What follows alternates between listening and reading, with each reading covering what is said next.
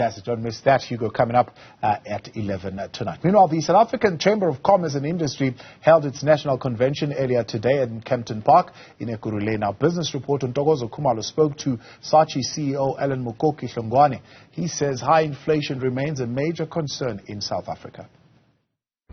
Well, we've come to the end of SACCI's convention and business dinner tonight out in Emperor's Palace.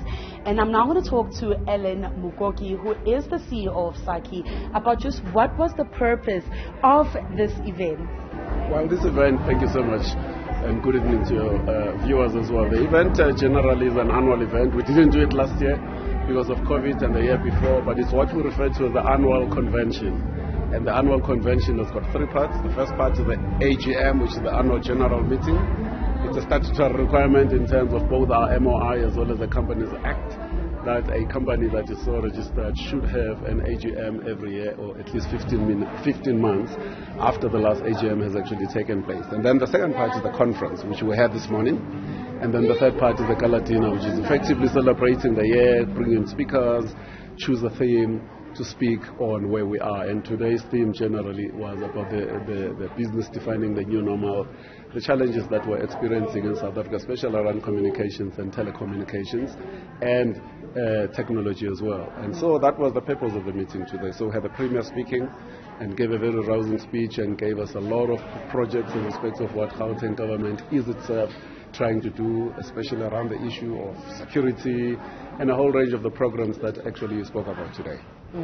And now, listening to the wishes of small and big businesses and looking at the macroeconomic environment at the moment, what are the biggest concerns for businesses today? Well, the biggest concern, of course, is going to be the increase in cost of finance. As you know, inflation is moving up, and the Reserve Bank authorities, monetary authorities are always going to use interest rates as the one main tool at their disposal to try and quieten down inflation. It's a very key issue. And of course, but that has an adverse effect, because if I now want to borrow as a business, my costs are actually going to be higher. 75 basis points is a very big number. It's closer to a 1 percentage point.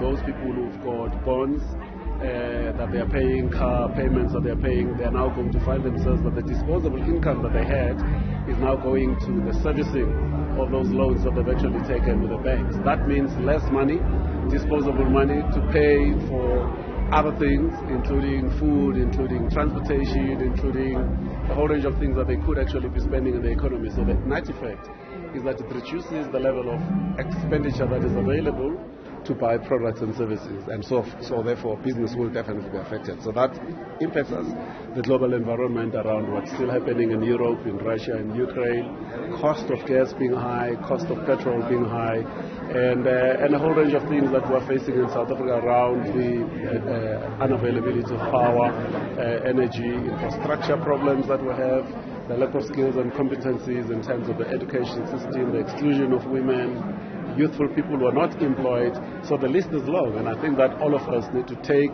charge of our own problems and stop complaining so much as South Africans. Do something about it. Thank you very much. Thank you so much. Thank you.